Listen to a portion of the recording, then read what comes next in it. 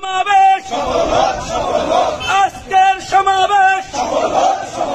কে বলে রে নেতা নয়, কে বলে রে নেতা নয়, রাজপথের নেতাকে,